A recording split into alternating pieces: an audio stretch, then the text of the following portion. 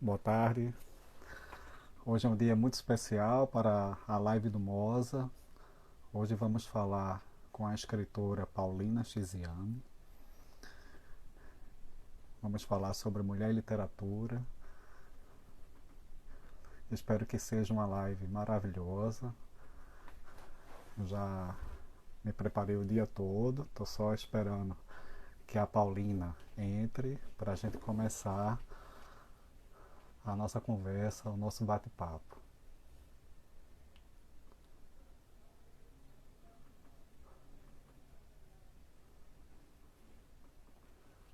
Vamos esperar a Paulina. Boa tarde a todos. Boa tarde aos amigos.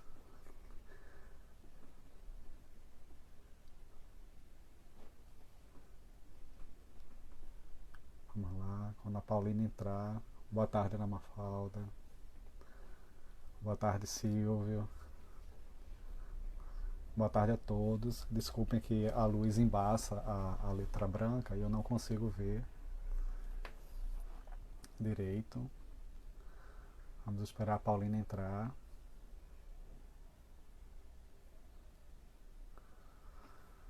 Assim que ela entrar, a gente começa. Oi, Gabi. Que bom que você está aqui, querida.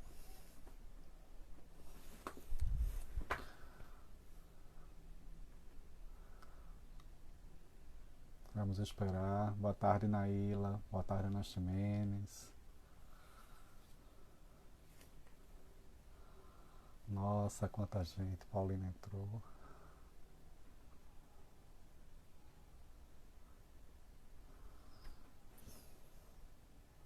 Vamos começar. Hoje à tarde é da nossa grande mãe, né? A mãe Paulina Chiziane. A grande mama moçambicana.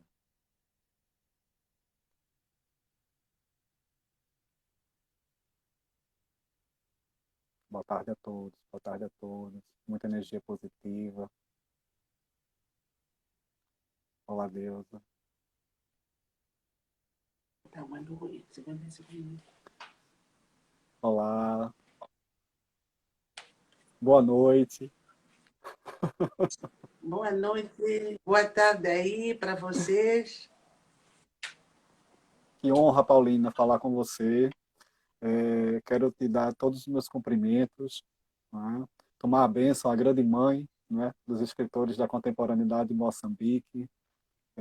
Dizer que estou muito Obrigada. honrado, dizer que estou muito honrado de falar com você, né? Eu já estudo sua obra há 16 anos, então já é uma longa estrada lendo e sendo encantado e seduzido pela tua palavra, né? Como bom, como bom leitor, né? A literatura toca a gente e eu conheci a sua obra em 2004, né? Por intermédio de uma professora, eu faço questão de dizer o nome, que é a professora Zuleide Duarte. Em 2004 já li a tua obra e me apresentou ao teu texto e desde lá eu só me encanto e você faz parte, você é leitura obrigatória em todas as minhas disciplinas de literaturas africanas aqui no Brasil. Então, sinta-se muito bem-vinda. Como eu disse a você no nosso recado de ontem, não é? O termômetro aqui, ele acusa uma alta temperatura de afeto, né? Você é muito querida por nós, muito querida. É uma escritora muito respeitada e merece, né, todas as palmas e todo o respeito, não só como pessoa, mas como escritora, como grande mulher que é. Né? E a gente não poderia deixar de passar em branco essa semana. Né? Amanhã a gente comemora o Dia Internacional da Mulher Africana. E nada mais justo de celebrar essa semana com uma grande mulher que você é. Né? E passar esse momento conversando sobre mulher e literatura. Então, a primeira pergunta que eu te faço, Paulina, é como é hoje para você, não é, ser uma escritora tão renomada e tão respeitada dentro e fora do país? Quando tu começasses a escrever, tu não era tão respeitada no teu país, o reconhecimento veio mais de fora. Hoje eu percebo que você é respeitada tanto no teu país quanto fora dele. Então, como é ser essa primeira mulher que inaugurou a escrita do romance em Moçambique, inaugurou com uma balada de amor, um texto belíssimo, né? e hoje é uma referência para outras escritoras moçambicanas, né? E para outras escritoras que também estão fora da África, né? A palavra é sua. Muito obrigado a todos, obrigado a todas. Agradeço. E eu sempre digo isto, o Brasil é a minha segunda pátria. E sempre que saio de Moçambique e digo vou para o Brasil, uma vez barafustei com o embaixador do Brasil e eu disse, olha, eu não quero mais ter o visto, portanto,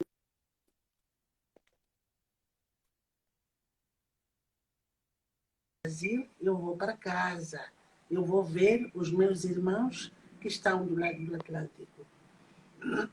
E nesse dia foi interessante com ele, pegou no meu passaporte, imediatamente entregou-me o visto e disse, Paulina, tens razão, porque, de facto, o Brasil, para mim, é esse lugar de afeto, é esse lugar de carinho, é a minha outra cara metade, isto é, metade de nós, do lado do continente africano, e a outra metade do outro lado.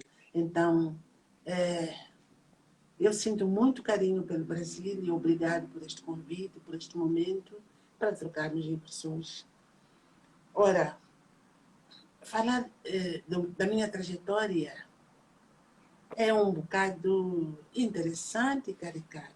Primeiro porque, quando eu apareço como escritora, ainda havia preconceitos do mundo em relação ao pensamento de uma mulher. E pronto, eu acho que historicamente isto é fácil de compreender, porque em quase todas as sociedades nós temos, deixa-me ver, os escritores normalmente são homens, filósofos são homens, mesmo nas religiões, a liderança religiosa é masculina, os políticos são homens, cientistas são homens, revolucionários são homens. Então, a situação de Moçambique também é igual.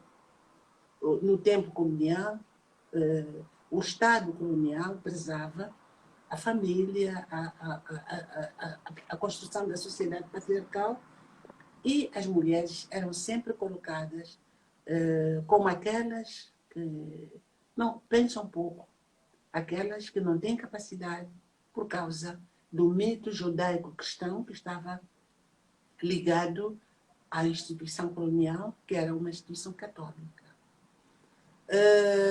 Portanto, durante esse período, período colonial, houve escritoras, mulheres.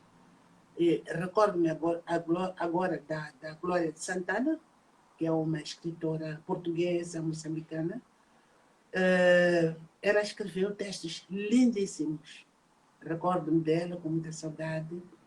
E ela falava de nós, isto é, ela era branca, mas ela falava de nós.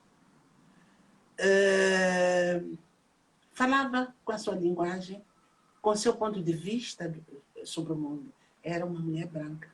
E os brancos foram os primeiros a ter, as mulheres brancas, as primeiras a ter acesso à educação.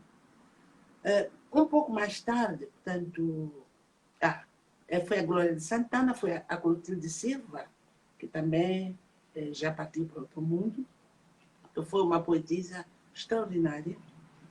E depois disso é quando aparece uma voz irreverente, que foi a Noêmia de Souza. Noêmia de Souza escreveu muito nessa altura, que despertou a consciência dos moçambicanos para a situação de colonização que nós estávamos. Ela foi uma grande combatente, também já morreu, que Deus a guarde. Era mestiça, portanto, esse é o segundo grupo de mulheres a ter acesso. Primeiro as brancas, depois as mestiças. Temos também a nossa Lilia Montplé, que já é um pouco mais crescidinha do que eu, que aparece no mundo da literatura e uma escritora extraordinária. Depois aparece a Lina Magaia, mas antes da Lina Magaia, antes da Lilian Montplet, apareceram as mulheres da luta armada, que escreveram, muito poucas, é verdade, que escreveram alguns poemas naqueles livros da poesia de combate. Então, depois da Lina Magaia, apareço eu, na ribalta. Confesso que não foi um exercício fácil. Eu apareço, as pessoas olham para mim e dizem: o que esta quer? O que ela pensa? O que ela julga que é capaz de fazer? Bem, apresento o meu texto e as pessoas começam a olhar, começam a apreciar e houve muita querela do tipo: mas o que esta mulher pensa que tem capacidade para fazer? Pensavam que eu estava a escrever poemas na mão ou algumas cantigas de embalar, mas, na verdade, eu tinha produzido um romance. E as primeiras palavras que alguns disseram foram: de onde é que tu copiaste? Eu não copiei a minha história. Mas os teus textos estão cheios de mitos. Essa história de andar a escrever esses mitos. Mas estás a escrever sobre coisas do campo, sobre gente do campo. E eu ouvi muito dessas histórias. Pronto, fui andando. Mas eu não sei, eu acho que sou teimosa. Quando alguém me provoca, eu digo: bem, essas pessoas não sabem quem eu sou. Que me aguardem, que um dia vão saber quem eu sou, na verdade. Então, publico o primeiro livro, depois publiquei Ventos do Apocalipse, e Ventos do Apocalipse é outro livro que também tem uma história interessante, porque publiquei aqui em Moçambique primeiro, olharam para o livro como se fosse mais um, o que ela julga que é capaz de fazer, mas tive a sorte de encontrar a ministra da Mulher da Áustria, que ela me diz: olha, Paulina, eu posso tentar ajudar a publicar fora, mas não diz a ninguém, porque eu já vi o ambiente aqui à tua volta, não é muito bom, e então, não sei se vou conseguir, mas vou tentar. Ela pega-me no livro, o Ventos do Apocalipse, que é o segundo romance, ela leva para a Áustria e consigo, a tradução é alemão, mas no ano seguinte, a Feira Internacional de Frankfurt iria dedicar a feira à língua portuguesa. Então eles dizem: olha, a Áustria diz, espera um pouco, que nós vamos ver se conseguimos colocar o teu livro na Feira Internacional de Frankfurt. Aguardei um ano, a hora chegou, saí daqui de Moçambique, não disse a ninguém para onde que eu ia, e pronto, a feira era dedicada à língua portuguesa. Logicamente, Portugal e mais os nossos países de expressão portuguesa africanos, incluindo o Brasil, foram convidados de honra. Foram selecionados alguns autores. Eu era desconhecida. E aconteceu uma coisa muito interessante, que foi: o meu editor alemão colocou o stand mesmo na porta da grande sala da abertura da conferência, onde o chefe de Estado português iria. Eu fui para ali, sentei-me a ver aquele movimento, porque aquilo vai e vem de livros, é extraordinária aquela feira, e alguém me pergunta: tu falas português? E eu disse: sim. Como é que tu, sendo de um país de expressão portuguesa, estás aqui fora e não estás lá dentro, na sala nobre, onde está a decorrer a cerimônia? Foste ou não foste convidada pelos organizadores do evento? Como é que tu estás aqui? Bem, dei a minha justificação, assim, do tipo: qualquer um de nós pode ir a Frankfurt. Portanto, não sei o que aconteceu, eu estou aqui, pronto. E deixa-me estar, foi uma conversa com o jornalista e eu não imaginava o que me esperava. No dia seguinte, não sei ler o alemão, claro, eu estava sentada no meu pequeno stand e vejo um super movimento à minha volta. O jornalista que me entrevistou no dia anterior foi escrever um artigo que dizia assim: os grandes escritores de língua portuguesa estão no grande salão, mas lá fora está uma mulherzinha negra sentada como quem pede esmola, como quem pede para que lhe abra uma porta. E aquilo foi um estrondo, foi um escândalo, porque ninguém sabia que eu estava lá. E o chefe de Estado português, na altura, já não me recordo quem era, mandou o seu pessoal imediatamente para procurar saber quem é essa pessoa que escreve na língua portuguesa, que está aqui fora, não está conosco. Como é que ela apareceu aqui sem que tivéssemos conhecimento? E pode crer, foi a coisa mais linda que me aconteceu na vida. Porque eu sentadinha, naquele meu cantinho, vieram 7 editores, os 7 melhores editores portugueses, para me perguntar se eu queria que fosse editado por eles.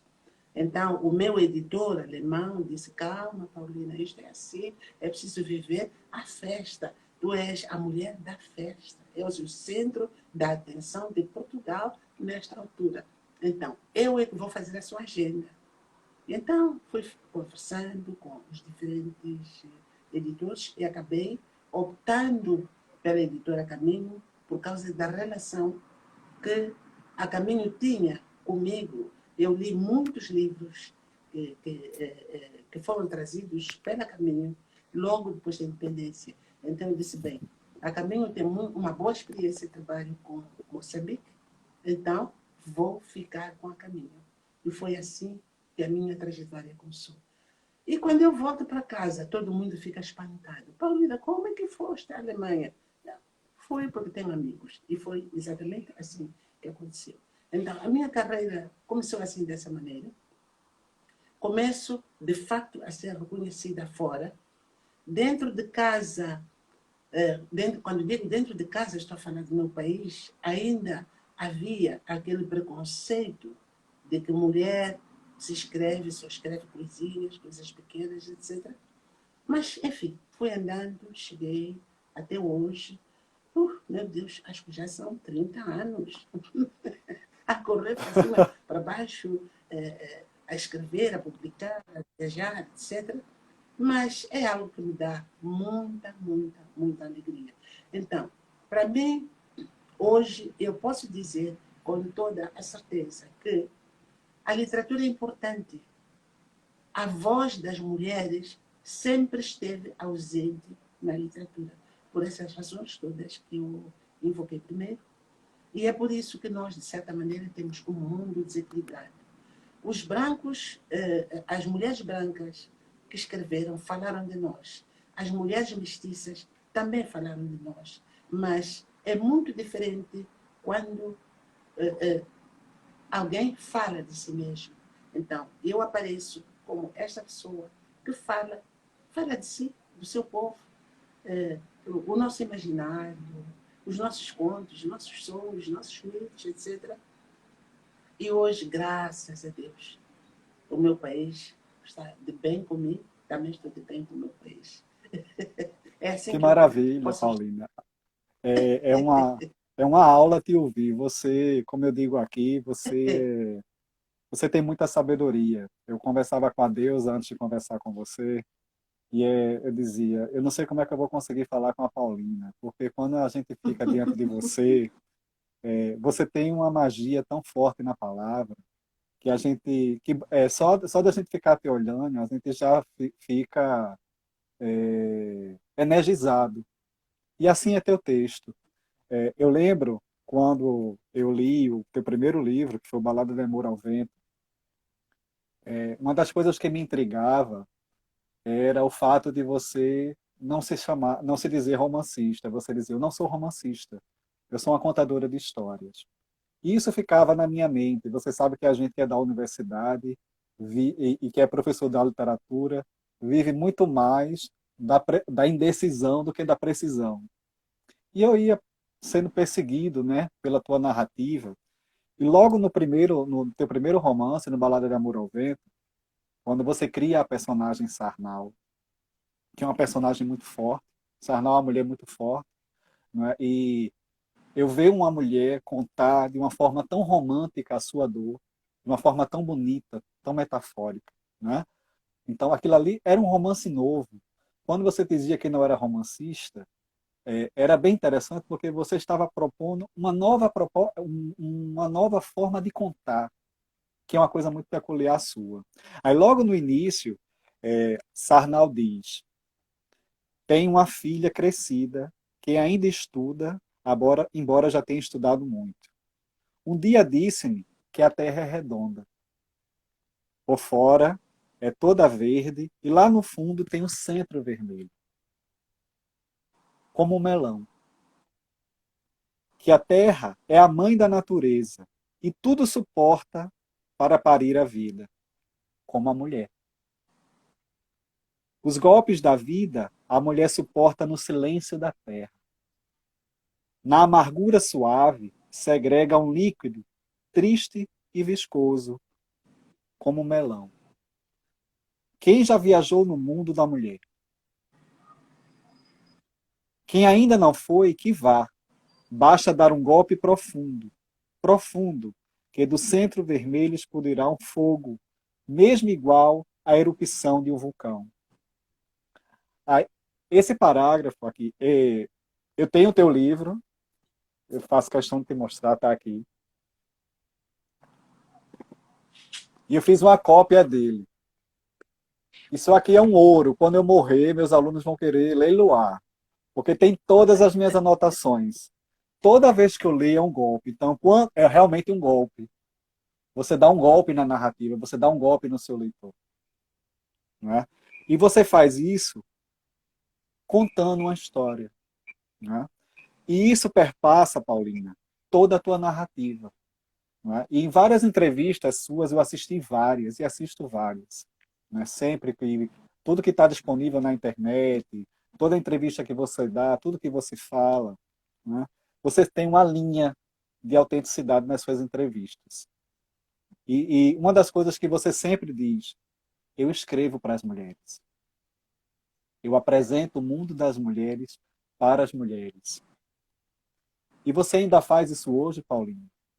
A sua literatura hoje ainda é esse espaço de fazer a mulher se entender, de fazer não só a mulher moçambicana, mas a mulher é um ser tão complexo em si, que você faz da sua narrativa uma poesia, uma balada poética, porque o Balada de Amor ao Vento é uma balada poética.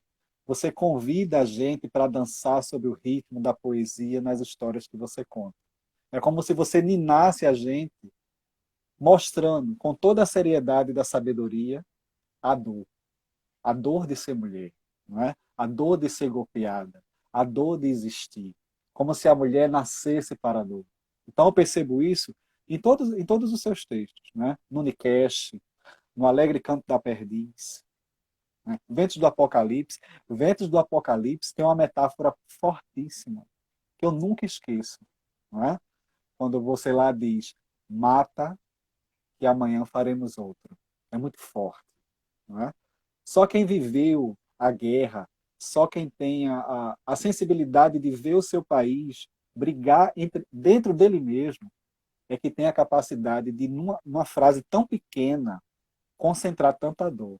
Aí eu queria que você falasse um pouco sobre isso, Paulo, da dimensão da tua palavra.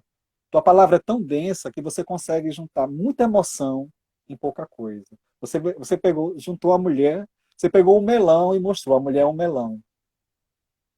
Só que para você saborear o melão, você tem que saber tocar, você tem que saber partir, você tem que saber onde está a doçura, porque o melão é doce quando você sabe cortar, né? E a sua narrativa tem isso. Não sei se você percebe, eu queria que você comentasse um pouco.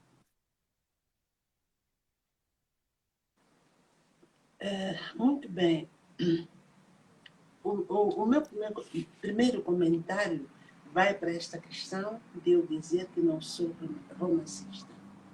Eu acho que não sou mesmo, porque o romance, em princípio, é algo que foi criado no mundo europeu. Pertence à Academia Europeia. Claro, eu recebi a minha educação em escolas europeias. Em Moçambique, claro, no período colonial, mas o princípio era tudo europeu. Mas eu sou moçambicana, eu sou africana, eu sou banto. Nós temos a nossa maneira de fazer a literatura. E então, um dos conflitos, grandes conflitos que eu tive com algumas pessoas ligadas à área de letras na altura, foi que eu, para escrever o romance, eu tinha que seguir modelos, alguns dos quais modelos europeus, modelos portugueses. E eu disse, não, eu sou moçambicana, eu venho de uma cultura, e eu não vou jogar a minha cultura fora para ser igual a um europeu. Não posso. Então, nós nas tradições moçambicanas, nas tradições africanas, a literatura, a socialização da criança é feita através da literatura oral à volta da fogueira.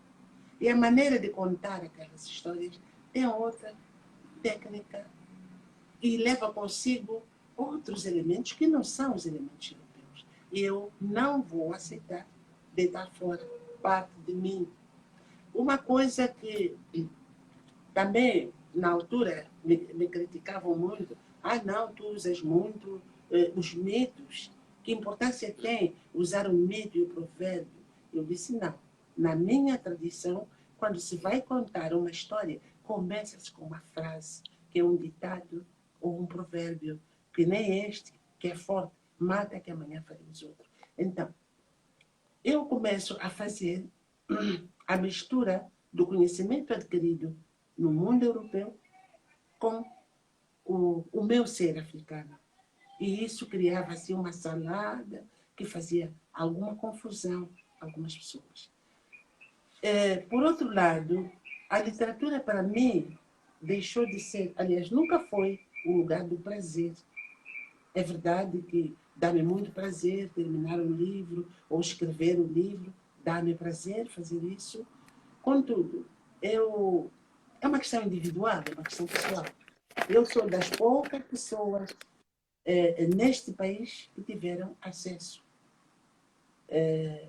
pelo menos nesse tempo, fui das poucas pessoas que tiveram, pessoas negras, mulheres negras, que tiveram acesso à escola. Então, há muitas coisas nossas, culturais, o nosso mundo, a nossa maneira de ser, que eu senti-me na obrigação de recolher e colocar num pedaço de papel. E assim, de repente, eu senti que a literatura era este espaço onde eu devia negociar a minha identidade, procurar a minha identidade, as marcas, tudo aquilo que pudesse recolher para trazer para mim e para a geração dos meus filhos, para os outros moçambicanos e outras pessoas que pudessem ler. Na altura, quando eu comecei a escrever, nem imaginava que o mundo era tão redondo. E nunca imaginei que poderia chegar tão longe. E pronto, fui andando, fui escrevendo. O mundo das mulheres, até hoje, é algo que me dá prazer, porque sempre percebi que quando o homem fala da mulher, esse é um discurso que me agrada muito. Quando o homem fala da mulher, fala daquilo que lhe agrada a ele dentro da mulher. Um dos poetas brasileiros que eu gosto muito é o Vinícius de Moraes. É um daqueles poetas que eu leio, volto a ler, e fico furiosa com Vinícius de Moraes, porque Ele só fala das moças lindas que passam, dos beijos, e, enfim, daquela parte erótica da mulher. É bonito, gosto, mas sempre lia e dizia, será que a mulher é só isto? E o que ela pensa? E o que sonha? E o que ela sofre? E o que ela vive? E o mundo que ela constrói? Será que não tem razão de existir? Então, o Vinícius de Moraes foi, para mim, o primeiro poeta que me espicaçou por dentro. Porque eu via, por exemplo, o poema O Pescador, eu gosto muito, ele descreve aquela beldade que ele conheceu em poesia, e eu deixava-me embalar na poesia do tema.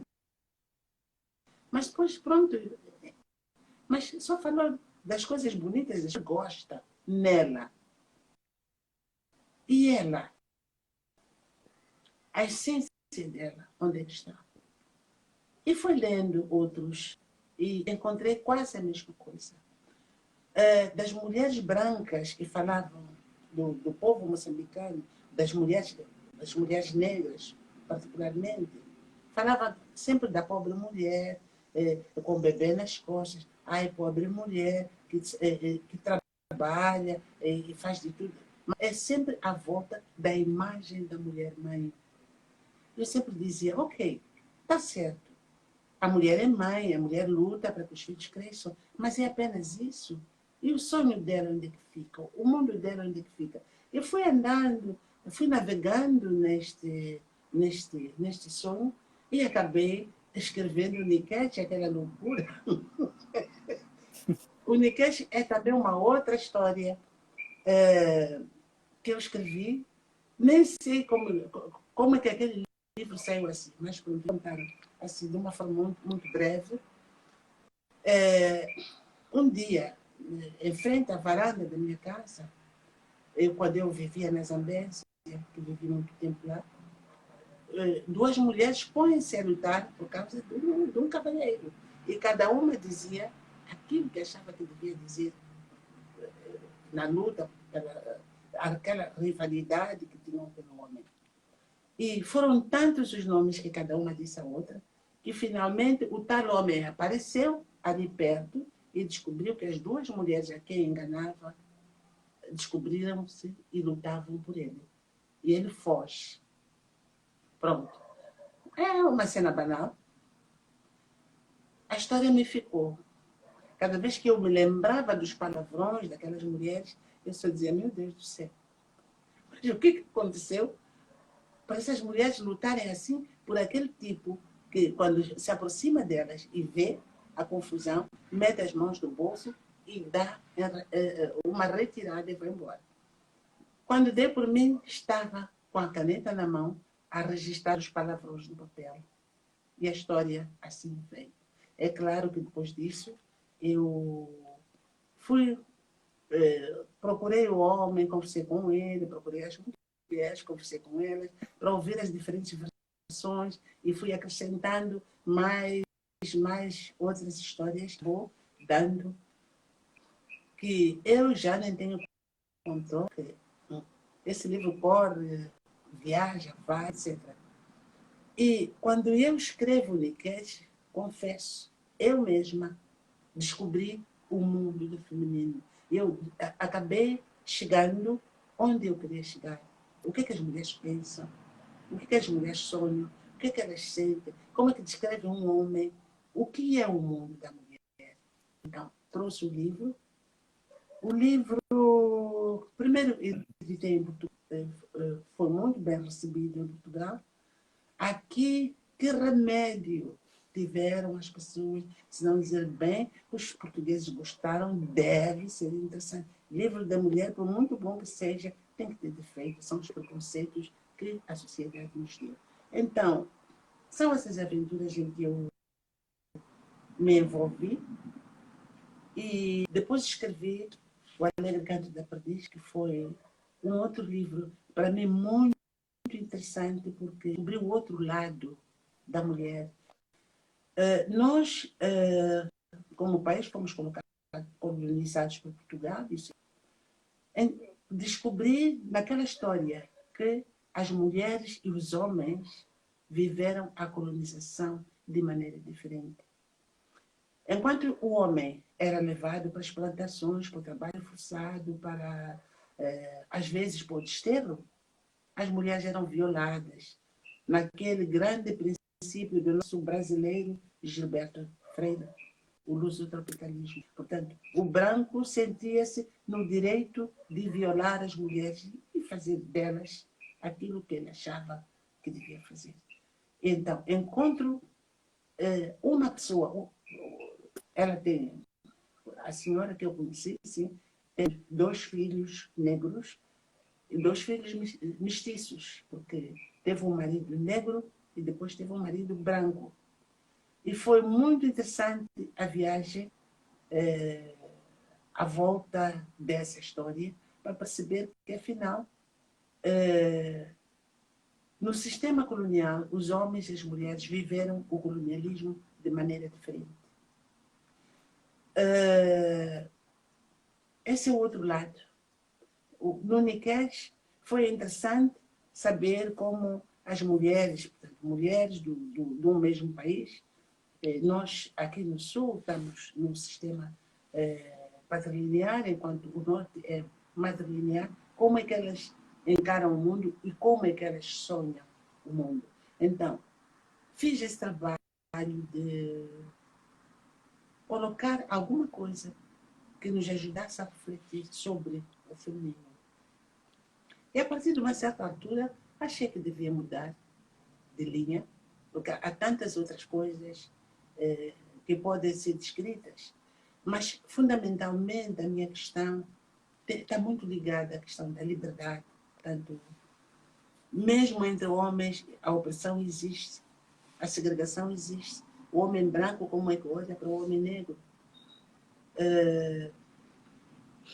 Mesmo entre os negros, a segregação existe, ninguém quer ser visível. A mulher portanto, a mulher negra do sul, como é que olha para a mulher negra do norte, vice-versa. E pronto, depois disso eu disse, bem, deixa-me falar, continuar a falar de liberdades e de uma forma mais ampla. Daí vieram outros textos, o último dos quais, último não, porque há pouco tempo escrevi um texto ligado ao coronavírus, mensagens de esperança em tempos de coronavírus. É o meu último trabalho que eu fiz. Eu e mais os jovens cantores com quem produzi um trabalho musical. Então, a minha vida é esta. Este vai e vem. Agora, nesta fase, dá-me prazer, de vez em quando, de me sentar com crianças numa escola, de vez em quando sentar-me com um grupo de jovens e tentar conversar. De vez em quando sentar-me numa academia, vou fazendo qualquer coisa, aquilo que me apetece no momento, sem trabalhar tanto como fiz ontem. E hoje, quando olho para trás, eu pergunto, meu Deus, como que eu consegui caminhar até chegar aqui? Agora, voltando à pergunta, por que eu recusei o título de romancista? Já expliquei. Contudo, há aqui uma questão. Se eu aceitasse e eu dissesse, sim, sou romancista, aqueles que se julgam autoridades no romance iriam querer colocar a autoridade deles sobre a minha liberdade. Eu disse logo, não, eu não sou romancista. Fiquem com o vosso romance, que eu vou escrever as minhas histórias como bem quiser e entender. Mas, graças a Deus, hoje estamos mais ou menos entendidos. Levou tempo, mas valeu. Ah, Paulina, você é um poço de sabedoria. Um dia eu chego nesse nível. Eu queria fazer uma pergunta que é uma curiosidade minha. Você criou tantas personagens mulheres. Qual é a personagem que você mais gosta que você criou? Qual é a mulher mais forte nas histórias que você conta? Qual delas representa mais a mulher moçambicana? Eu iria falar do Alegre Canto da Perdiz, a Delfina. Aquela mulher Muito, confusa, controversa, que só faz cada confusão. Portanto, gosto muito da Delina, do Alegre Canto da Perdiz. No Niket, eu gosto muito da Lu, aquela mulher que responde de qualquer maneira, que diz aquilo que lhe apetece dizer e acaba convidando a primeira mulher do suposto marido a partilharem a amante. Isso é uma coisa impensável. Gosto muito da Lu, gosto mesmo. Ela é muito atrevida e ela diz abertamente: o homem é teu quando está dentro de ti. Quando está dentro de mim, é meu e pronto, acabou. Ele é meu marido enquanto me sustenta, porque isto é negócio. Era uma mulher muito prática, tem uma visão prática da vida e do mundo. E gosto muito deste personagem. E, claro, gosto da Sarnal também, por ter sido a primeira, mas a Sarnal é muito sofrida e pouco divertida. Agora, a Nulce é uma mulher fogosa e louca. é interessante que em Balada de Amor ao Vento você desenvolve todas as personagens, né?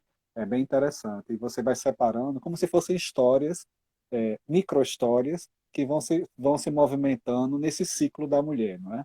Quando eu tive muito trabalho para escrever a tese sobre você, sobre sua narrativa. Por quê?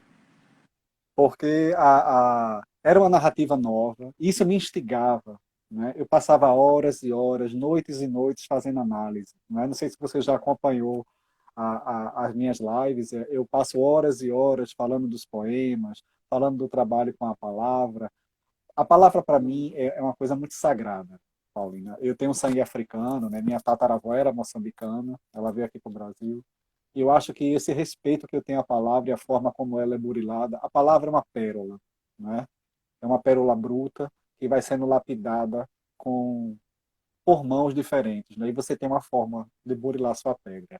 E lá em Balada de Amor ao Vento, eu vi a Sumbi, né? Não sei se você lembra a Sumbi, é Lembro. aquela mulher que Uhum, desconcerta o Muando, não é? O Muando uhum. não fica com Sarnal porque ele é cristão, não é? Ele não é adepto às crenças tradicionais. A gente vai falar um pouco mais sobre isso lá na frente, sobre as crenças tradicionais e como elas são desenvolvidas na tua narrativa. Mas a Sumbi ela desconcerta. Por quê? Porque ela é uma mulher que não obedece à ordem, não é? Da sua linhagem, né? Ela não obedece, ela não cuida da sogra, né? Ela não cuida do marido, ela não senta no chão, né? E assim, ela me chamou muito a atenção. Eu fiz, meu Deus, por que Paulina colocou essa mulher aqui? É para enlouquecer a gente, né? Porque o foco é a Sarnal, né? A Sarnal, ela comanda a narrativa, né? Do início ao fim, né? E eu queria que você falasse um pouco dela, né? E falasse dessa relação que você tem na sua narrativa com a fogueira e com a lua, né? São elementos muito o fogo e a lua são elementos fortes na tua narrativa. Eles estão lá sempre, né? E o que me chamou a atenção é que Sarnal conta a história dela no tempo do fogo, né? É o tempo de uma vela acesa. Eu achei isso brilhante. Mas assim, a gente contando assim agora, parece que é fácil, né? Mas não foi não, viu? Eu passei 4 anos para estudar, pensando sobre isso. Ela acende uma vela, né? Como você coloca aqui, né? Que a mente dela brilha como as chamas de maio no mês de Maria, e ela termina a narrativa apagando o candeeiro. Ou seja, é o tempo do fogo. Aí eu fiz, tá vendo? Aqui, ela colocou a fogueira aqui. O tempo da narração é o tempo que a chama está acesa. O tempo que a chama está acesa é o tempo que as vozes ancestrais estão ali pairando, né, sobre o brilho da lua. Né? Então eu queria que você falasse um pouco sobre essa sua relação com o fogo e com a lua, que são elementos tão caros, né, na sua narrativa e tão ligados a uma tradição. Eu não vou mentir. É, talvez não seja tão competente para falar sobre isso. Porque é assim. Eu, na medida em que eu escrevo, eu vou ficando envolvida e algumas vezes sem me aperceber daquilo que estou a fazer. Mas falemos do fogo. Olha, para se contar uma história, a avó contar uma história, é preciso haver uma fogueira. Então, desde a mais velha infância, que eu ia buscar um pedaço de lenha, aquilo que eu ia carregar para fazer a fogueira no final do dia, para a avó contar a história. Então, ficaria à volta do fogo, a ouvir as histórias da avó. E quase sempre eram noites de luar. Portanto, há esses dois elementos. Mas eu, pronto, mulher que sou, não é? A cozinhar na lenha ou no carvão. Eu levei muita sova do meu pai e da minha mãe também, porque acabava de fazer a cozinha, tirava as panelas, ia pôr num canto e continuava com o lume aceso. Assim, mesmo que fosse num dia de 38 graus, 40 graus, eu ficava ali, à volta da fogueira, a ler o meu livro, a fazer o trabalho da escola. E, e a minha mãe dizia, estás a gastar lenha, estás a gastar carvão, sai daí. E foi uma luta que não venceram. Sempre que eu podia, eu fiquei a cozinheira da casa, e eu sou a sexta filha, então eu gostava de cozinhar, porque no fim da cozinha ficava à volta da lenha. Claro, minha mãe nem sempre estava por perto. E se ela não estivesse por perto, a lenha toda ia embora. E se ela estivesse, vinha, tirava a lenha, metia água, mas eu continuava no lugar do fogo. Até hoje, eu não consigo pensar sem ter uma fogueira à frente. É uma coisa que me ficou, é um vício. Já se zangaram comigo os meus filhos. O meu filho mais velho tem 44 anos. A minha filha tem 42. Só dizem, mãe, o fogo vai arder. Olha, já queimei roupa, já furei as meias, mas eu não consigo dissociar-me do fogo. É alguma coisa que me atrai. Não sei, pode ser algo ancestral, não sei. A lua é a mesma coisa. Eu dou por mim a apagar as velas, as luzes todas, e fico a olhar o ar, a olhar, porque não sei. Então, essa é a minha relação que tem a ver com a socialização que eu tive desde a infância. Mas apenas eu, porque os meus irmãos, nenhum deles é adepto do fogo, nem pensar.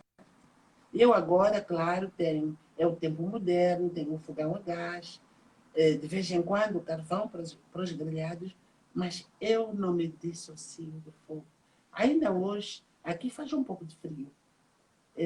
Acendi o carvão logo de manhã, esse é o meu ritual. Despertei, acendi carvão, meti no fogão e vou fazer a minha chávena de café. Eu não consigo tomar o café sem a fogueira. Pronto, é a minha marca, o que querem que eu diga? Que maravilha, Paulina. Essas informações, elas são tão valiosas para a gente que você nem imagina. Porque as suas histórias, elas estão dentro de você, elas saem, né? Você joga no papel com a maior naturalidade, né? Esse é o exercício, né? Você trazer o que está na sua mente e colocar no papel, porque lá na sua mente já está organizado. Porque quem conta história, a relação do contador de história com os seus ouvintes é uma relação oral, performática, né? A gente tem uma professora maravilhosa lá de Minas Gerais, que é a Terezinha Taborda Moreira. Ela tem um livro chamado O Vão da Voz. É um trabalho brilhante, eu sempre cito para meus alunos. E ela fala justamente isso, que a narrativa moçambicana, né, ela tem essa característica de fazer metamorfose. E você faz essas metamorfoses na sua narrativa. Cada romance é um universo diferente. Esse convite que você faz em Balada de Amor ao Vento é um convite que é como se fosse uma porta de entrada para toda a sua obra. Toda a sua obra é cheia de mistério, é cheia de misticismo, é cheia de sabedoria, é cheia de ancestralidade, tá? A gente vai dar uma parada, tá? Porque o tempo da live é 1 hora, para você descansar um pouco e a gente volta. Antes de eu parar, eu quero registrar aqui a presença de várias pessoas que você conhece. A Ana Mafalda Leite, a Sônia Uau. Sutuane, está aqui ouvindo você, a Deusa Dáfrica, a Sara Jona, tem o professor Silvio Oh, Paradiso, que é lá da Bahia, do estado da Bahia, que estuda o curandeirismo, em breve vai entrar em contato com você para estudar mais, se aprofundar mais. Ele estudou o curandeirismo com o Chinua Achebe e o Mia Couto, né, e está aprofundando mais esse trabalho das religiosidades. E você é uma pessoa, é uma escritora que trabalha muito a questão da religiosidade, lá no, principalmente no livro Ngoma Yeto e no Nas Mãos de Deus, né? A religiosidade está muito forte lá. E no romance O Sétimo Juramento, que é um romance muito forte. A gente vai falar mais sobre ele daqui a pouco. Tá? Então, tem muita gente que está aqui, muita gente querida, muitos alunos meus. Tem mais de 110 pessoas agora, né? Elas ficam entrando e saindo, entrando e saindo. E a gente vai dar uma pausa de 2 minutinhos e eu volto. É rápido, é só para tomar uma água, tá certo, Paulina? A tá gente volta já certo. já. Até já. Até já. Até já. Obrigada. Não saia daí não, viu? Não.